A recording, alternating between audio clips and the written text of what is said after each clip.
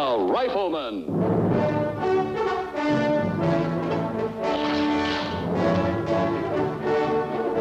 Starring Chuck Connors.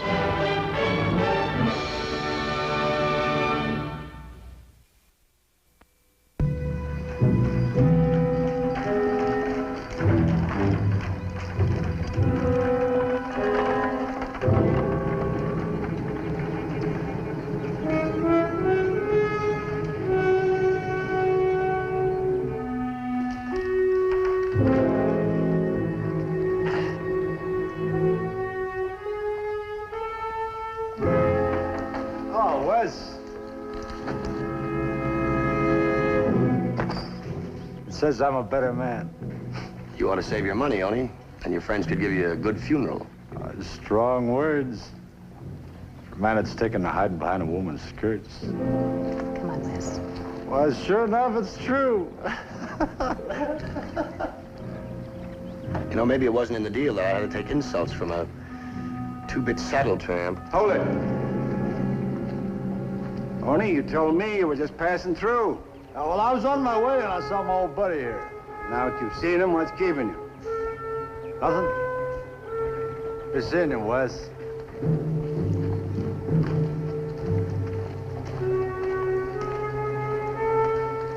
Kind of strayed from your usual stomping ground, haven't you, Wes? Well, I haven't heard of any law that says a man and his wife can't change their address. Wes isn't looking for trouble, Marshal. We're hoping to settle here in North Fork. Begging your pardon, ma'am, but I'd rather you didn't. Seems to me you're talking a little out of line. You're mistaken about my husband. Wes made a promise. He's through being a gunfighter. Ma'am, knowing about some of the friends your husband made in the past, I'm wondering just how long you'll be able to keep that promise.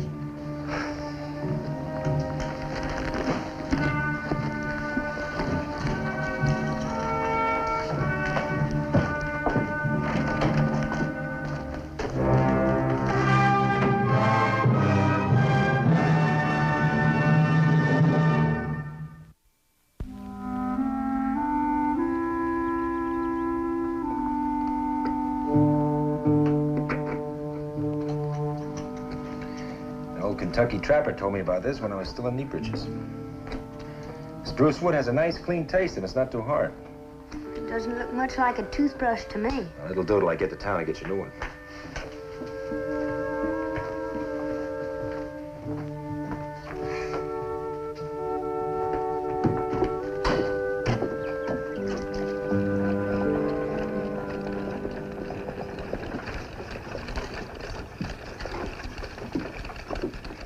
Looks like we've got some early morning visitors. You know who they are? A man and a woman in a buckboard, can't tell who. You go in and button up.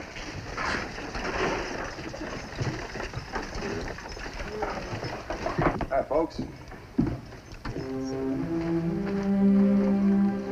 Lucas. Claire. Hello, Lucas. Claire Wheatley. Only it isn't Wheatley anymore. I've been Mrs. Wes Carney for almost a month. Wes, this is Lucas.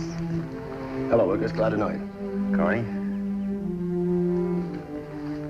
This must be Mark. Claire was one of your mother's dearest friends, Mark. They grew up together. I'm very pleased to meet you, ma'am. Now, this is her husband, Mr. Carney. How do you do, sir? Hello, Mark. He resembles Margaret a great deal, Lucas. Yes, I know. What brings you to this neck of the woods, Claire? Well, we're looking for a place to settle. I'd heard that you'd moved here, and I thought maybe you could help us. It'd be a special pleasure to do anything I can. Is there a problem? Are you aware of Wes's reputation? I've heard his name. Seems as though your marshal doesn't draw a line between one former gunfighter and another. Well, Micah may be a little hasty in his judgment, but he's fair if you meet him halfway. That's all Wes and I ask. Oh, then there shouldn't be any trouble. Let's go inside and we'll talk it out over a cup of coffee, huh? Fine. Oh, that would be nice. Paul, I'll go on as a horse. I'd appreciate that, son.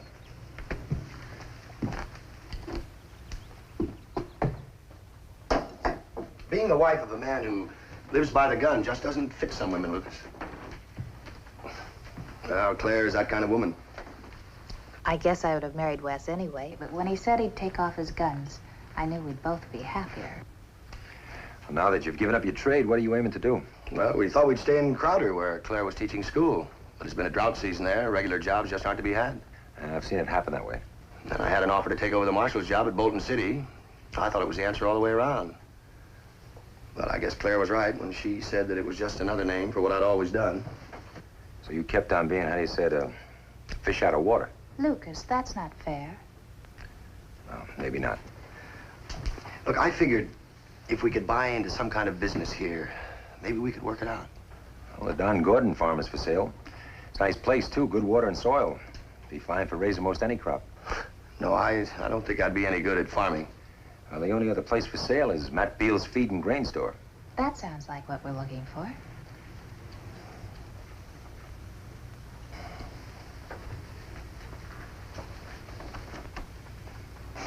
All right, honey. Well, that is if the man doesn't want too much for the place. $2,500 is his asking price. I've got almost that saved from when I was teaching. Well, I'm sure Beal's price can be horse traded. Would you try, Lucas? You sure being a storekeeper is what you want, Wes? Well, I'm willing to try. It's not going to be easy. Starting in life is a tough job, especially for a man with your reputation. He's going to need all the help he can get, Claire. Wes knows he can depend on me.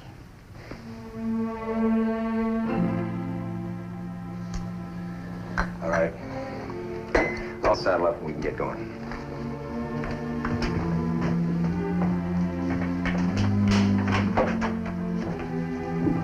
Lucas, you'll never know how much this means to me.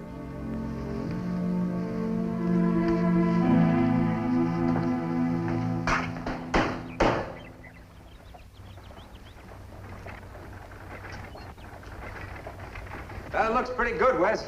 Oh, well, not bad considering. Considering what? Considering that I haven't had my first customer yet. At least you're dressed for the part.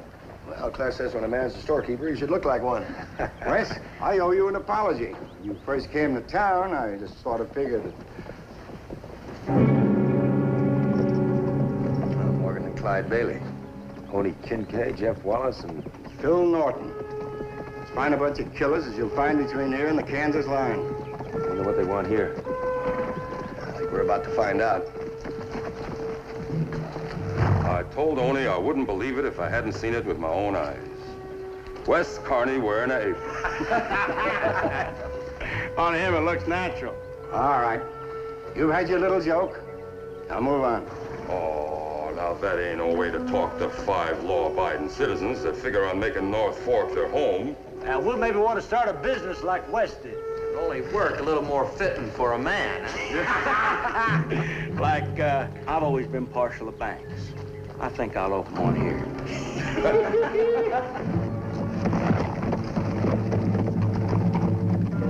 I was afraid something like this would happen. You let one fast gun stay, why not others? They just came to bait me. I won't take the bait. Maybe they'll move on. A little rough on him, Micah. I only said what I felt. Well, he might have been a fast gun, but he never hired out to the wrong side. No use arguing the point, Lucas. All I know is things were pretty good in this town before Wes arrived. Now we're becoming a haven for killers.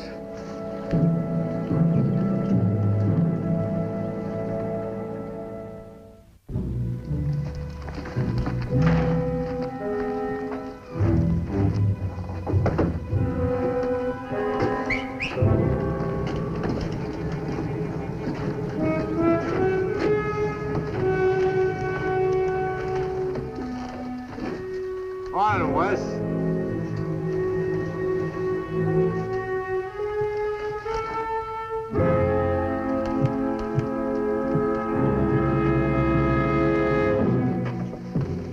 Where's your apron, Wes? Got any with flowers on it?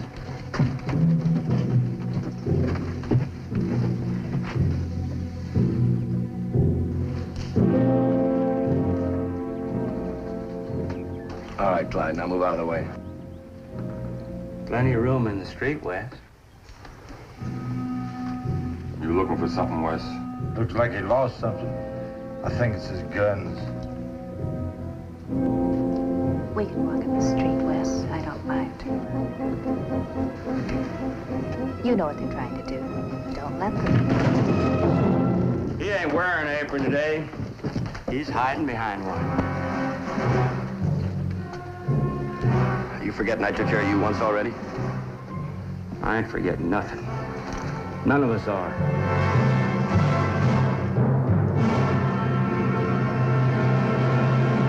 Wes. Got a customer waiting at the store. Sam DeCoven wants some oats for his back meadow. Put it away, Clyde. Put it away! Ain't you mixing into something ain't none of your business? I'd say it's the other way around. From now on, leave these folks alone. I ain't one for taking advice, Lucas. Right now, I'm giving it for nothing. Later on, it might cost. Come on, I'll walk you back to the store.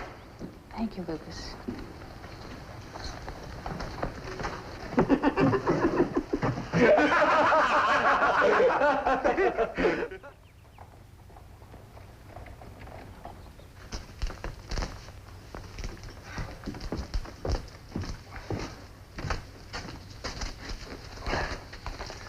There we are. Let's see now. So far, we have 4 sacks of chicken feed, 3 sacks of scratch corn, 100 pounds of oats, and 100 pounds of barley. Anything else, Mr. Moody? No, there's something else. Can't place my mind on it. Well, your wife was asking the other day about package seeds. That's it. Good thing you reminded me. Ella would have nailed me to a post had I forgotten them. Well, they're right over here. Take your pick. You know, when it comes to flowers, I'm just as green as they come. Get Wes to pick them out for you. He's an expert. Ask him to show you the correct way to plant shrinking violets. Guess I'll let the missus pick them out. Be around later this afternoon to get the order.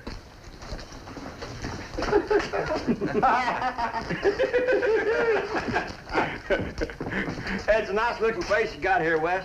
Yeah, maybe give me a place like this when I get older. It's a nice, safe place to retire. You won't be that lucky, Yoni. Somebody will cut you down long before then. Hey, Wes, what do you suppose is in these here sacks? Corn? Rice? Wheat? Why don't you find out for yourself, Clyde? I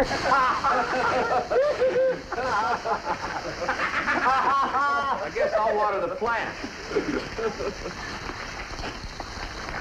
Hey, this bag's got a hole in it.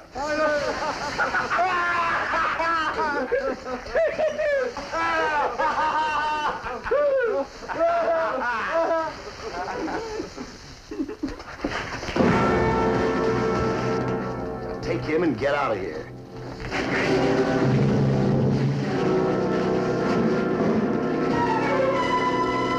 Straighten out his shells, boys.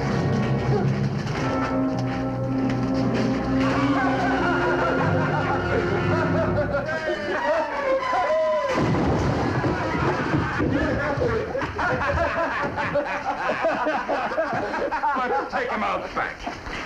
I've waited a long time to pay Mr. Carney all that I owe him.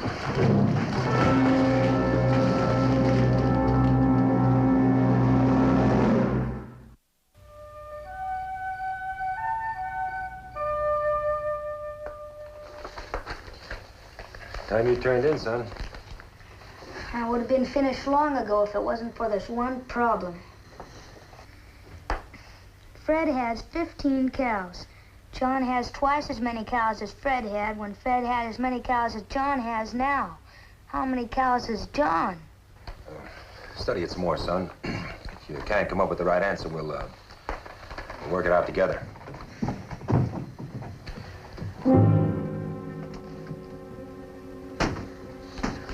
Late for visitors.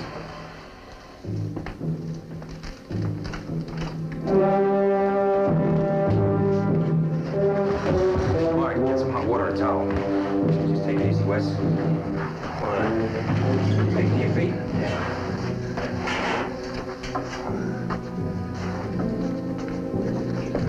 Well, it's my own fault. I should have been so careless. Yeah, thanks, son. You go on to bed now, huh? Let's take a look at that back of yours, Wes.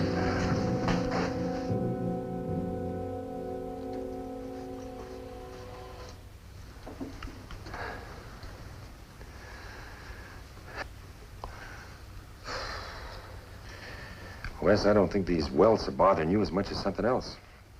It's been a long time since I've taken a whipping. When I was a young pup back in Illinois, I was about as scrawny as a sapling in the desert. I had cholera when I was a baby and just barely made it through. I used to tag around after my ma all day long, following her. The other young pups would call me about it. I'd yap back. They'd start shoving me around, and I always wind up taking a licking. Till Ma'd come to my rescue. Ma died when I was 8. I was left practically alone. Pa working early morning till late night at his printing shop. So I had to face the other kids knowing that nobody was going to save my skin. When you're forced to fighting every day, you get tough pretty quick. Well, it wasn't long before nobody bothered me anymore. They'd keep their distance, show me the proper respect. I grew to like it that way. So naturally, it followed for me to become a gunfighter, and a proud one. You know, all that time, there was something that was missing. I was lonely. I know. Then Claire came along, everything changed. Well, she's got ways about her, sweet and kind, soft brown eyes like Ma had. Now, I gave up my trade to make her happy. It's been hard, but I owed her that much. And you think that's what she really wants, even though it makes you miserable? Claire knows there's a limit. Lucas, it's Claire. Hello, Lucas. Is Wes here? Sorry. Oh, it's all right now. Listen, we've run across tougher boys than these. They could be handled. This time, you're going to stay out of it. Let me handle it my own way. Oh, Wes. Hattie Denton saw them riding you out of town. Well, she came and told me. I took it on myself to talk to the marshal. I had to, Wes. I wanted him to know, because I was afraid of what you might do. Well, then I guess everything's taken care of. Not really, Lucas. It seems that Bailey and his boys have the whole town cowed. Even Hattie's afraid to say out loud what she told me. It's up to Wes to bring charges.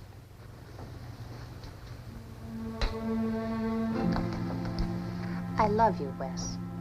I love you too much to let you gamble with your life just to satisfy your pride. All right, I'll go to the marshal. I'll go get some bedding, Wes. You and Claire better stay the night here. I'll ride in with you in the morning.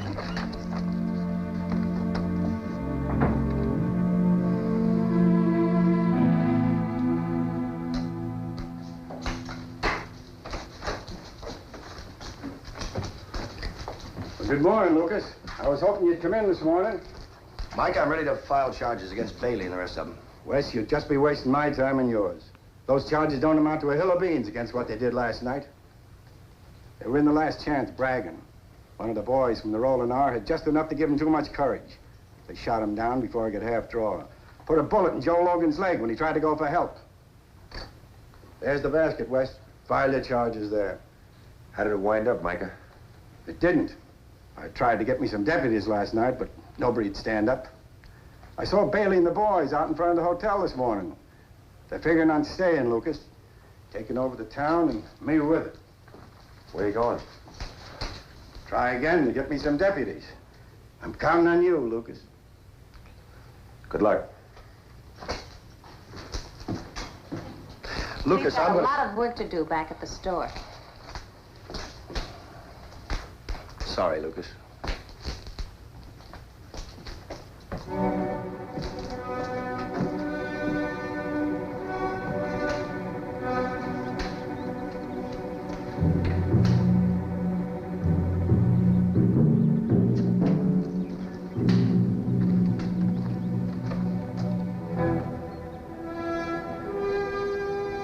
Hey, looks like that sheriff coming.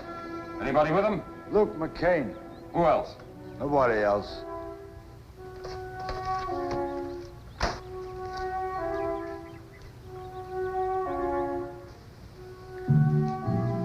I'll just be a minute, Micah.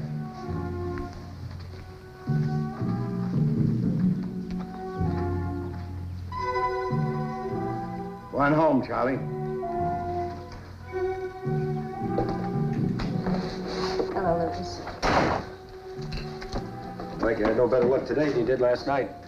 Old Jackford and his boys are out in Roundup, and so are all the other men he might have counted on. You two are taking it alone, huh? Kind of looks that way.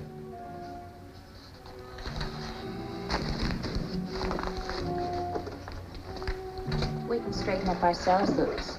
I know you can. When I was in the territories, I knew a fellow named Tom Hardesty. He was an Indian fighter and reckoned as one of the best. Tom was mighty proud of his reputation. But he fell in love with a girl who came out from the East. He loved her like there was no tomorrow. Her condition for getting married was that he give up his trade.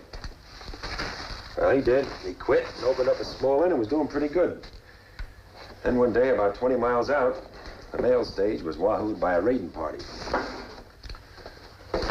When they brought the bodies in for identifying, they couldn't tell which was which. I'll never forget the look on Tom's face while he stood there. You see, one of his jobs had been to scout for that mail line. Well, I didn't see him again for quite a spell. When I did, he was still running the inn. Only it wasn't doing so good. Reason was that Tom and his missus were barely speaking. Seemed like he'd lost all his own self-respect. And when that happened, it was only natural that he soon lost the respect of his wife. That's a very pretty story, Lucas. What did you do? Make it up? Claire. I'm sorry, I didn't mean it. Well, I have to go.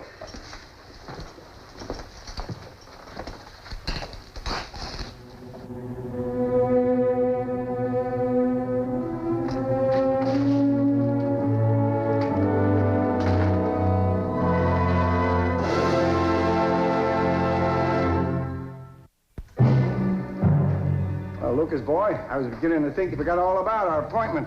Sorry to keep you out here in the hot sun, Micah.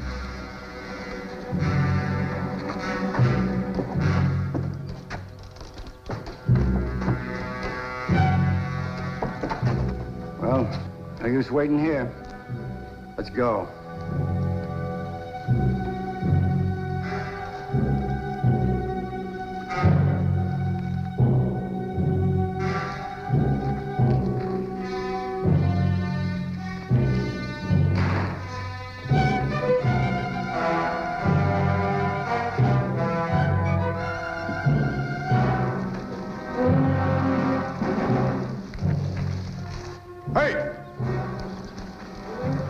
Pony's yours. Lucas, take the Bailey brothers.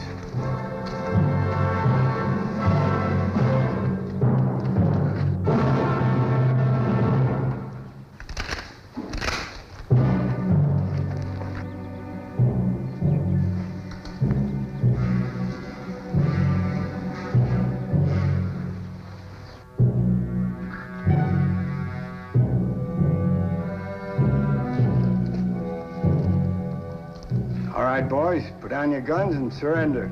Now you had your say, Marshal. What you gonna do about it? Get him, Mooney.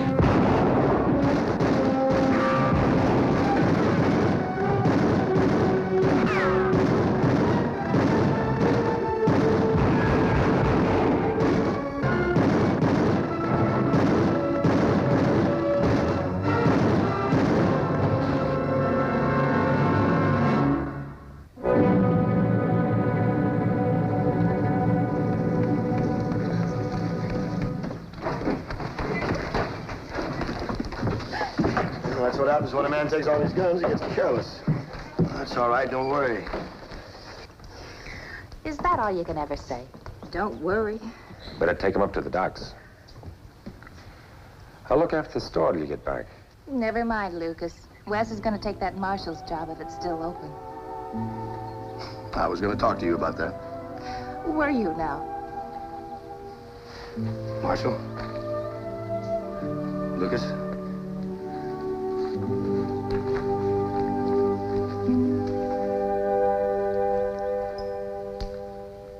What do you figure made them change their minds? Remember Tom Hardesty? Sure, the old Indian fighter. I told him what happened when Tom married a woman set in changing his ways. Well, I didn't know Tom got married. You didn't, huh?